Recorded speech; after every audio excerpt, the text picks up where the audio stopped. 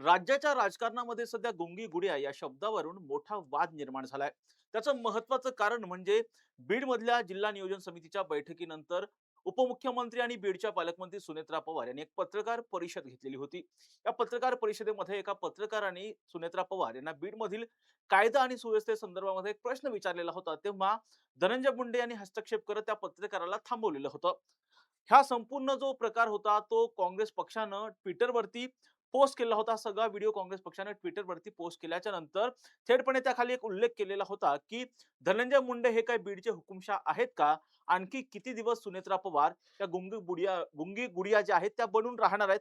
अशा पद्धतीचा उल्लेख जो आहे तो काँग्रेस पक्षाने या Twitterच्या माध्यमातून केला होता आणि त्यानंतर संपूर्ण राज्यामध्ये राष्ट्रवादी काँग्रेस पक्षाकडून काँग्रेस पक्षाचा तीव्र शब्दामध्ये निषेध करण्यात आलेला होता. त्याचं महत्त्वाचं कारण म्हणजे अशा पद्धतीचा शब्दप्रयोग सुनेत्रा पवार यांच्या बाबतीमध्ये केला गेलेला होता आणि याचवरून आज संपूर्ण राज्यामध्ये संपूर्ण राजकारण जे आहे ते पेटलेलं आहे. याच विषयी बोलण्यासाठी या लाईव्हमध्ये माझ्यासोबत आहे माझा सहकारी संकेत देशपांडे. संकेत, गुंगी गुडिया शब्दावरून आज राज्याचं राजकारण पेटल्याचं दिसतंय. कारण थेटपणे राष्ट्रवादी काँग्रेस पक्षाकडून या शब्दाला तीव्र शब्दामध्ये या शब्दावरती जो आहे तो आक्षेप घेण्यात आलाय.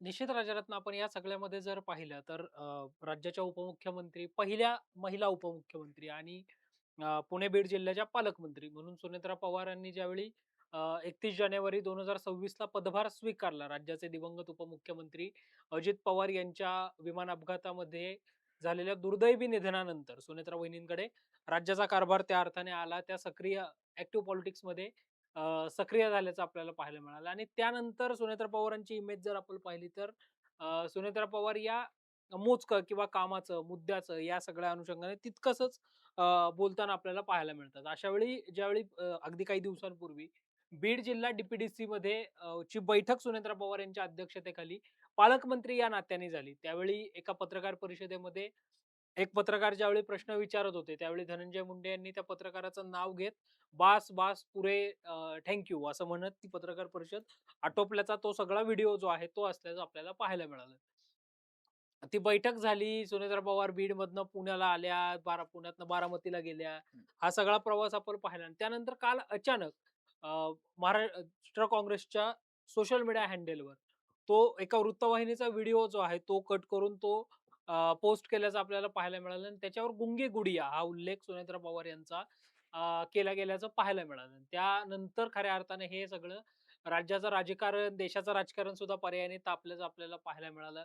राष्ट्रवादी काँग्रेस पक्षाने आक्रमक भूमिका घेत ठिकठिकाणी आज आंदोलनं देखील केल्याचं पाहायला मिळालं. तिकडे माजी आमदार अमोल मिटकरी यांनी तर थेटपणे हर्षवर्धन सपकाळांनी या सगळ्यामध्ये माफी मागावी, नाहीतर ही काँग्रेसच्या अधःपतनाची सुरुवात या ट्विटपासून होईल असं म्हटलं. प्रतिभा शिंदे ज्या राष्ट्रवादी काँग्रेस पक्षाच्या प्रवक्त्या आहेत, त्यांनी तर थेट इंदिरा गांधींचा दाखला दिला, की एकेकाळी इंदिरा गांधींना सुद्धा गुंगी गुडिया जे आहे ते म्हटलं गेलेलं होतं. मात्र इंदिरा गांधींनी पुढच्या काळामध्ये बँकांचं राष्ट्रीयकरण असेल किंवा बांगलादेशची निर्मिती असेल, ह्या असे अनेक निर्णय घेत आपण गुंगी गुडिया नाही तर आयर्न लेडी आहोत हे दाखवून दिलं आणि सुनेत्रा पवार या तर पुण्यश्लोक अहिल्याबाई होळकर असतील, क्रांतीज्योती सावित्रीबाई फुले असतील किंवा राजमाता जिजाऊ असतील, यांचा वारसा सांगणाऱ्या महिला नेत्या आहेत.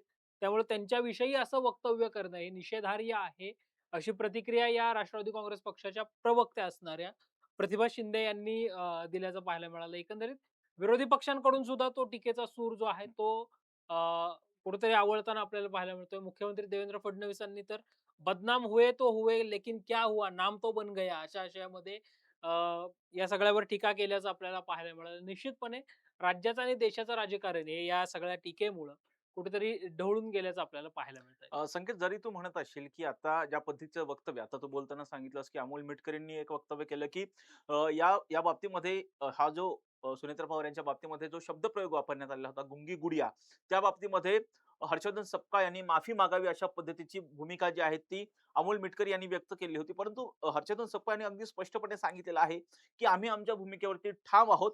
त्यांनी दुर्गा बनवून दाखवं, ज्या पद्धतीने इंदिरा गांधी यांच्या बाबतीमध्ये सुद्धा अशा शब्दाचा प्रयोग झालेला होता.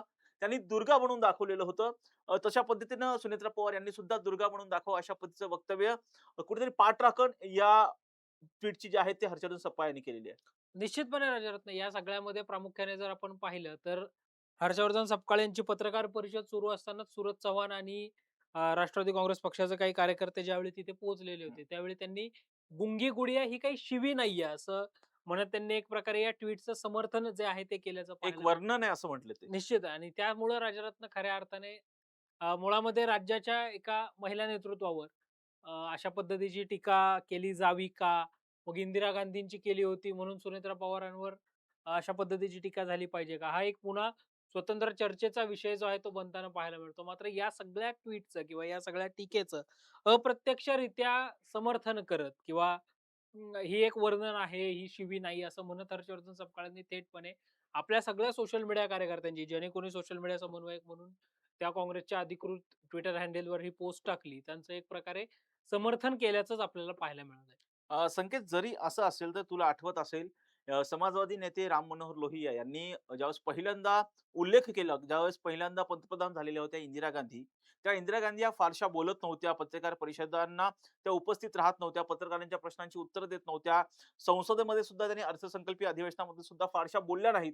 त्यामुळे समाजवादी नेते, तत्कालीन समाजवादी नेते असणाऱ्या राम मनोहर लोहिया यांनी पहिल्यांदा एक वक्तव्य केलेलं होतं आणि ते म्हणजे इंदिरा गांधींच्या बाबतीतलं. ते म्हणजे गुंगी गुडिया या शब्दाचा त्यांनी पहिल्यांदा प्रयोग केला होता. कालांतराने जर पाहिलं तर त्याच इंदिरा गांधी या आयर्न लेडी बनून दाखवलेलं होतं त्यांनी स्वतःला. त्यांनी थेटपणे बांगलादेशची निर्मिती केली होती. पाकिस्तानचे 2 तुकडे केलेले होते. थेटपणे अमेरिकेचा विरोध त्यांनी थेटपणे झुगारलेला होता, दबाव झुगारलेला होता आणि स्वतःची एक वेगळी प्रतिमा संपूर्ण जगामध्ये पंतप्रधान म्हणून निर्माण केली होती.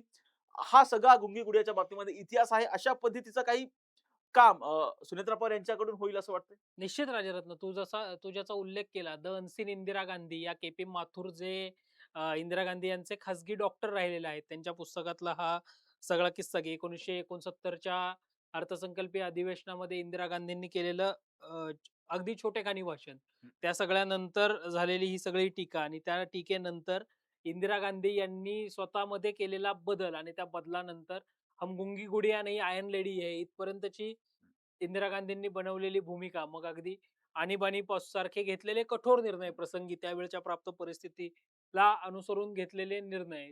मग ते चूक बरोबर याची पुन्हा वेगळी चर्चा जी आहे ती होईल. मात्र त्यावेळी त्यांनी घेतलेले निर्णय किंवा देशाला मजबूत करण्यासाठी काय करता येईल यासाठी केलेले प्रयत्न आणि या प्रयत्नांच्या माध्यमातून देशाला मजबूत करण्याचं काम ज्या पद्धतीने इंदिरा गांधी यांनी केलं देशाच्या पहिल्या महिला पंतप्रधान म्हणून अगदी तीच अपेक्षा ही हं. सुनेत्रा पवार यांच्याकडून सुद्धा आहे. राज्याच्या पहिल्या महिला उपमुख्यमंत्री म्हणून सुनेत्रा पवार या त्या पद्धतीने काम करतील किंवा एक पाऊल पुढे जाऊन त्या यापेक्षाही पुढचं सरस काम करतील. अशी अपेक्षा ठेवणं यामध्ये काही गैर नाही. मात्र राजरत्न या सगळ्या ज्या परिस्थितीमध्ये सुनेत्रा पवार यांनी राज्याचा राज्यकारभार हाती घेतलेला आहे किंवा 2 जिल्ह्यांच्या पालकमंत्री पदाचा कार्यभार हाती घेतलेला आहे. पालकमंत्री पदाबरोबरच राज्य उत्पादन शुल्क आणि क्रीडा आणि औकाफ यासारख्या खात्यांचा कार्यभार सुद्धा सुनेत्रा पवार सांभाळताना पाहायला मिळत आहेत. शिवाय पक्षाच्या राष्ट्रीय अध्यक्षा म्हणून सुद्धा सुनेत्रा पवार या काम करताना पाहायला मिळत आहेत. त्यामुळं म्हणजे 31 जानेवारीला सुनेत्रा पवार यांनी पदभार स्वीकारलाय मुख्यमंत्री म्हणून. 26 जानेवारी 2026 ला राष्ट्रवादी काँग्रेस पक्षाच्या राष्ट्रीय अध्यक्षा म्हणून पदभार स्वीकारलाय.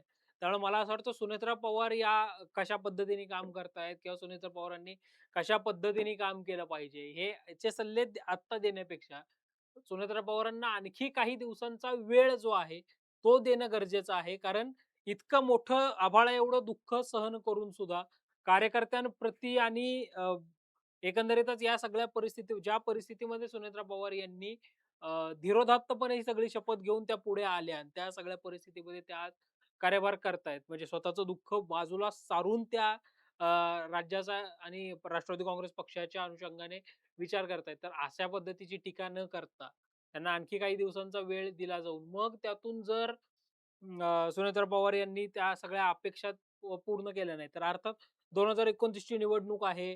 लोकसभेची, विधानसभेची. त्याच्यामध्ये आपण सुनेत्रा पवारांच्या नेतृत्वावर टीका करू शकतो.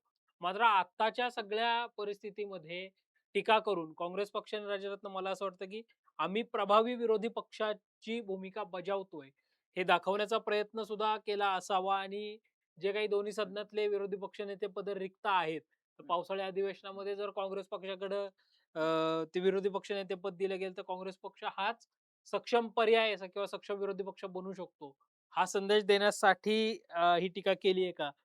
हा सुद्धा एक प्रश्न पडतो कारण मागच्या अनेक दिवसांपासून काँग्रेसचं सोशल मीडिया अकाउंट हे प्रचंड ॲक्टिव्ह झाल्याचं पाहायला मिळतंय आणि त्याच्यावरनं वेगवेगळ्या नेत्यांवर टीका-टिप्पणी जी आहे ती होताना पाहायला मिळते. त्यातून आम्ही सक्षम विरोधी पक्ष आहोत किंवा महाविकास आघाडीमध्ये सुद्धा आम्हीच सक्षम विरोधी पक्ष नेत्याची भूमिका पार पाडतोय हे दाखवण्याचा प्रयत्न या सगळ्या टीकेच्या माध्यमातून झालाय असं वाटतंय. संख्य आता बोलताना तू ज्या पद्धतीने म्हणाला होतास, की मुख्यमंत्री देवेंद्र फडणवीस हे बोलताना असं म्हणालेले होते, की "बदनाम हुए तो क्या हुआ, नाम तो हुआ." अगदी तशाच पद्धतीची प्रतिक्रिया आता उपमुख्यमंत्री असणाऱ्या एकनाथ शिंदे यांनी सुद्धा दिलेली आहे, की हा केवळ सुनेत्रा पवार यांचा अपमान नाहीये, तर राज्यातील महिलांचा अपमान आहे. ज्या पद्धतीचा शब्दप्रयोग काँग्रेस पक्षाकडनं झालेला होता, हा राज्यातील सर्व महिलांचा अपमान आहे, अशा पद्धतीचं वक्तव्य एकनाथ शिंदे यांनी केलं आहे. तर दुसऱ्या बाजूला केंद्रीय समाज कल्याण राज्यमंत्री रामदास आठवले असं म्हणालेले आहेत, की सुनेत्र पवार यांच्या बाबतीत अशा शब्दाचा उल्लेख करणं हे पूर्णपणे निंदनीय आहे, चुकीचं आहे. अशा पद्धतीचं वक्तव्य रामदास आठवलेंनी केलं आहे. त्याचबरोबर एवढ्या मोठ्या दुःखातून म्हणजे अजित पवार यांच्या निधनाच्या नंतर ज्या पद्धतीने त्या उभ्या राहिल्या, हे अत्यंत कौतुकास्पद आहे. अशा पद्धतीचं वक्तव्य रामदास आठवले यांनी केलेलं आहे. त्यामुळे कुठेतरी काँग्रेस पक्षाने अशा पद्धतीची भूमिका घेऊन म्हणजे आता जर पाहिलं तर जेमतेम अजितदादांना जाऊन 28 तारखेला 28 जानेवारीला अजितदादा गेलेले आहेत. एवढ्या कमी कालावधीमध्ये सुनेत्रा पवार आता उभं राहतायत. अशा वेळी काँग्रेस पक्षाने अशा पद्धतीने टीका करून काँग्रेस पक्षाने काय साधले असं वाटतं? मुळामध्ये राजरत्न हर्षवर्धन सपकाळ हे प्रदेशाध्यक्ष झाल्यापासून काँग्रेस पक्ष हा सातत्यानं चर्चेमध्ये येतोय किंवा काँग्रेस पक्ष हा वेगवेगळ्या ॲक्टिव्हिटीजमुळं चर्चेमध्ये येताना पाहायला मिळतो. म्हणजे संघटन सृजन सारखं अभियान जे केंद्र पातळीवरनं आलेलं होतं, त्याची राज्यामध्ये प्रभावी अंमलबजावणी किंवा संघटनात्मक दृष्ट्या काँग्रेस पक्ष हर्षवर्धन सपकाळांच्या नेतृत्वामध्ये काट टाकतोय. हे असं जरी असलं तरी अ, किंवा मग बारामती सारखी पोटनिवडणुकीमध्ये सुद्धा काँग्रेस पक्षाने शड्डू ठोकून अगोदर उभा राहणं, आकाश मोरेंना उमेदवारी हं, देणं, मग त्यानंतर शरद पवार, सुप्रिया सुळे हं. यासारख्या नेत्यांनी केलेली मागणी, त्या स्वतः सुनेत्रा पवारांनी केलेला फोन, मुख्यमंत्री देवेंद्र फडणवीसांनी केलेली मध्यस्थी, या सगळ्यानंतर काँग्रेस पक्षाने त्या निवडणुकीतनं माघार जरी घेतलेली असली, तरी या सगळ्यामध्ये काँग्रेस पक्ष कुठेतरी स्वतःमध्ये काही बदल किंवा स्वतःमध्ये काही अपडेट करताना आपल्याला पाहायला मिळतो आणि हे सगळे अपडेट करत असताना हं. चर्चेत राहण्यासाठी किंवा काँग्रेस पक्षाच्या कार्यकर्त्यांच्या चं मनोबल वगैरे वाढवण्यासाठी सोशल मीडियाचा वापर सुद्धा काँग्रेस पक्षाकडनं केला जातो आणि अशामध्ये थेट राज्याच्या उपमुख्यमंत्र्यांवर केलेली ही टीका त्यामुळे काँग्रेस पक्षाचा सोशल मीडियावरचा रीच सुद्धा वाढताना आपल्याला पाहायला मिळाला आहे. मात्र निश्चितपणे काँग्रेस पक्षाने आपण जसं म्हटलं तसं हं. आपण सक्षम विरोधी पक्ष आहोत हे दाखवण्याचा प्रयत्न या तो टीकेच्या माध्यमातून झाल्याचं पाहायला मिळालं. अर्थात या टीकेवर स्वतः सुनेत्रा पवारांकडनं काही प्रतिक्रिया येतीये का? हं. हे पाहणं महत्वाचं आहे. कारण राज्य पातळीवरच्या अनेक नेते हं. यावर बोलले. मला वाटतं छगन भुजबळ तर थेटपणे म्हटले, की आमचे कार्यकर्ते काही स्वस्थ बसणार नाहीत. तिकडे मुख्यमंत्री देवेंद्र फडणवीस बोललेत, की "बदनाम हुए हं. तो हुए क्या हुआ? लेकिन नाम तो बन गया." किंवा इकडे एकनाथ शिंदेंनी सुद्धा अशा पद्धतीची टीका करणं योग्य नाही महिलांचा अपमान म्हटलंय. आहे. महिलांचा अपमान आहे म्हटलेला आहे. रामदास आठवलेंनी म्हणजे महायुती म्हणून तू यामध्ये पाहिलंच राजरत्न तर महायुती म्हणून जे काही सगळे पक्ष आहेत, मग जे अगदी शिवसेना असेल हं. किंवा Republican party of India India. Athawale गट असेल, या सगळ्या पक्षांनी सुनेत्रा पवारांच्या पाठीमागे आम्ही ठामपणे उभे आहोत. हे दाखवण्याचा प्रयत्न करत असतानाच महायुती म्हणून सुद्धा हं. जे मुख्यमंत्री आणि उपमुख्यमंत्री मुख्यमंत्री देवेंद्र फडणवीस आणि उपमुख्यमंत्री एकनाथ शिंदे सांगतात, की आमचा परिवार आहे. तर ते कुठेतरी दाखवण्याचा प्रयत्न या सगळ्यामधनं होताना पाहायला मिळतोय. मात्र या टीकेमधनं काँग्रेसनं स्वतःचा सेल्फ गोल केलाय का? हे येता काळ जो आहे तो ठरवताना आपल्याला पाहायला मिळेल. संकेत या बाबतीमध्ये रुपाली चाकणकर ज्या की माजी राज्य महिला आयोगाच्या अध्यक्षा होत्या त्यांनी सुद्धा सांगितलं की टीका अगदी निंदनीय आहे. त्याचबरोबर आज पुण्यामध्ये आंदोलन सुद्धा झालेलं होतं. खरं तर अतिशय निंदनीय पद्धतीची टीका जी आहे सुनेत्रा पवार यांच्यावरती करण्यात आलेली आहे. अशा पद्धतीचा आरोप जो आहे तो राष्ट्रवादी काँग्रेस पक्षाने केला आहे. राज्यभरामध्ये त्यांची काँग्रेस पक्षाच्या या भूमिकेच्या विरोधात आंदोलनं सुरू आहेत. परंतु ज्या पद्धतीने राम मनोहर लोहिया यांनी इंदिरा गांधींचा गुंगी गुडिया म्हणून उल्लेख केला होता. त्यानंतर आगामी काळामध्ये इंदिरा गांधींनी मी गुंगी गुडिया नाहीये तर मी आयर्न लेडी आहे. अशा पद्धतीची कामगिरी संपूर्ण जगाला जी आहे ती करून दाखवली होती.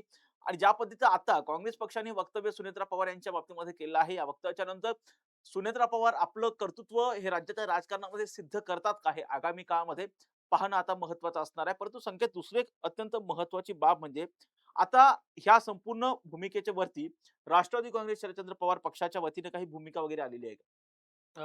राजरत्न आज सकाळी रोहित पवारांना ज्यावेळी प्रश्न विचारला गेला या सगळ्यामध्ये, त्यावेळी रोहित पवार असं म्हटले, की सकारात्मक किंवा नकारात्मक हे मी काही बोलू शकत नाही. हं, याबाबत अजितदादांचे म्हणजे आत्ताची जी सुनेत्रा पवार यांच्याकडे राष्ट्रवादी आहे, त्या राष्ट्रवादीच्या पदाधिकाऱ्यांनी हं, या सगळ्यावर बोलणं जे आहे ते गरजेचं आहे. त्यांनी सुद्धा इंदिरा गांधींचा दाखला दिला, की हं. इंदिरा गांधींना सुद्धा गुंगी गुडिया म्हटलं जात होतं. मात्र इंदिरा गांधींनी त्यांचं नेतृत्व जे आहे ते सिद्ध करून दाखवल्याचं पाहायला मिळालं. मात्र राष्ट्रवादी काँग्रेस पक्षामध्ये आज दुसरी घडामोड राज्यरत्न मोठी अशी घडली आहे, की हं, राष्ट्रवादी काँग्रेस पक्षानं जे काही सगळे प्रवक्ते होते, हं. त्या प्रवक्त्यांना बरखास्त केलंय आणि आता विद्या चव्हाण आणि महेश तपासे हे यापुढे अधिकृत भूमिका मांडणार आहेत. या सगळ्या गडबडीमुळं मध्ये कदाचित असेल, की राष्ट्रवादी काँग्रेस पार्टी शरदचंद्र पवार पक्षाच्या इतर कोणत्या नेत्यांची प्रतिक्रिया जी आहे ती मात्र आलेली नाहीये. नक्कीच संकेत, ज्या पद्धतीने काँग्रेस पक्षाने उपमुख्यमंत्री सुनेत्रा पवार यांचा गुंगे गुडिया म्हणून उल्लेख केलेला आहे, यावरती थेट सुनेत्रा पवारच नेमकं काय उत्तर देतात काँग्रेस पक्षाला हे पाहणं आता महत्त्वाचं असणार आहे. या प्रत्येक घटनांचा अपडेट आम्ही टॉप न्यूज मराठीच्या माध्यमातून आपल्यापर्यंत पोहोचवणारच आहोत. यासाठी तुम्ही पाहत राहा टॉप न्यूज मराठी, आपला महाराष्ट्र, आपली बातमी.